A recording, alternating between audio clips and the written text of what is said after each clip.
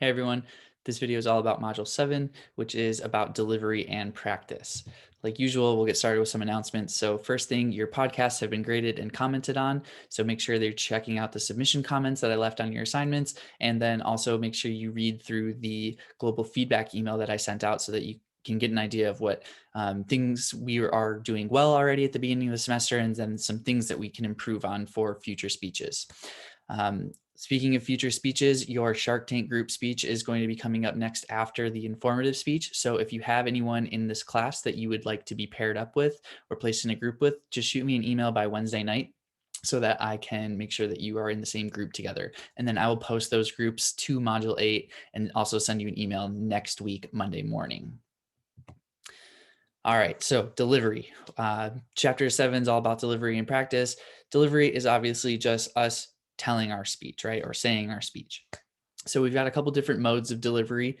We have the manuscript mode, which is just you reading off of something. Definitely, again, don't want you doing that. We also have the memorization mode, which is when you fully remember every single word you want to say and then just keep rehearsing it until you know exactly what to say. You've completely memorized it, and then it's just a robotic, delivery. Again, don't want that one either. We also have the impromptu delivery, which is just when you have little to no preparation, you just stand up and start talking. Also don't want you to do this one because I do want you to be a little bit prepared for your speeches. And then finally, we have our extemporaneous styles of delivery, which is when you're just speaking naturally, conversationally. It's just kind of flowing out you at a normal cadence, at a normal rate, and sounds like you're just trying to have a conversation with your audience. That is the style that we always want you to be speaking with in our videos, in our speeches. So you've got a couple different components of delivery. There's two. You've got the verbal component and the physical component. So the verbal component is obviously just the words that are coming out of your mouth, the rate of speed, your cadence, pitch, volume, all these different things that are working together to give you good verbal delivery. Then you also have your physical delivery, which is just, your eye contact, your mannerisms, your body language, your hand gestures, all these different things that kind of come together. Make sure that they're not being like over the top and distracting, but they should be accenting what you are saying while you're speaking. So some other tips for some good delivery, make sure you practice, obviously, is number one. We want to feel like we've done this before and we're comfortable and we're confident while we are delivering our speech, right? When I'm recording myself on video, I don't want this to be like the first time I've ever tried to say this. I want to make sure I've practiced plenty of times before. So practice in a mirror, practice in front of some friends, get some feedback, do that systematic desensitization that we talked about at the beginning of the semester, maybe practice in the mirror, then move to practicing in front of another person, then maybe 2 or 3 other people.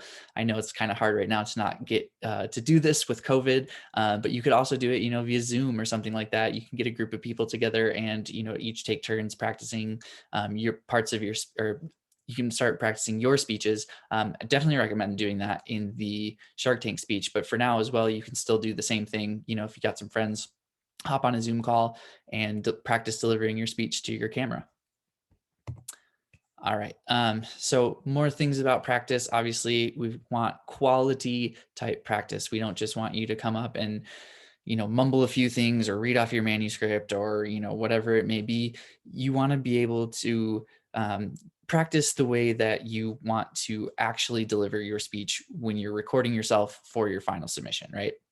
Quantity, don't overdo it. Obviously, you don't need to practice this 1,000 times, but try to do, 5 to 7 times, something like that, until you feel comfortable, till you feel good enough and confident in the content of your speech, how you want to deliver it, what parts you want to be really pointed at, what things you want to develop and explain more specifically.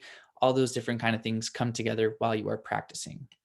So you've got 3 different stages of practice. The first stage, the early stage, is just when you're, coming up with the idea, the topic of your speech, you're starting to outline, you're starting to, revise big chunks, make some changes as you need to. Then in the middle section of your practice, or the middle stage of your practice, that's kind of when you start maybe getting feedback from other people, refining some smaller things, and just making sure that you are hitting the things that you want to hit and are saying the things in a way that your audience is going to understand, right? And then finally, in the final stages of practicing, this is when you're making those really nitpicky refinements. You've gotten your feedback, you know exactly what you want to do. And now it's just you and yourself trying to figure out these little tiny things, the little details that you want to fix so that everything can be perfect for your final delivery.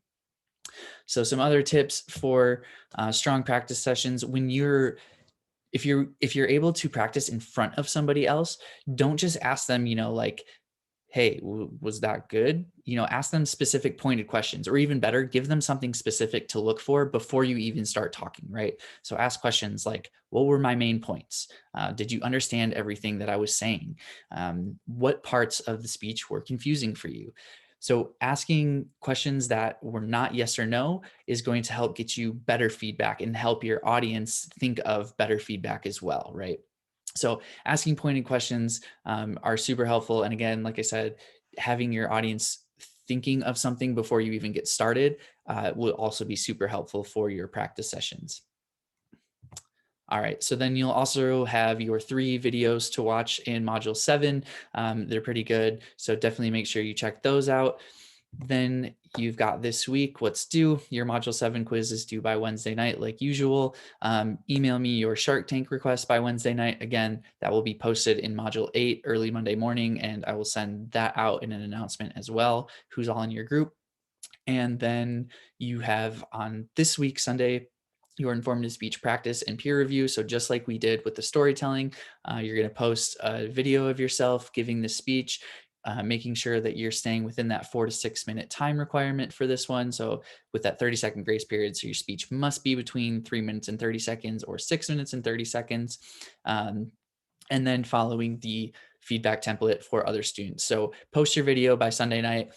Make sure you're commenting on somebody's video who does not have anything, and then all comments, all feedback given to videos by Monday night. Okay, because I know, like, if you're turning stuff in super late Sunday night, people might not have time to comment on time. So I'll give you again until Monday night.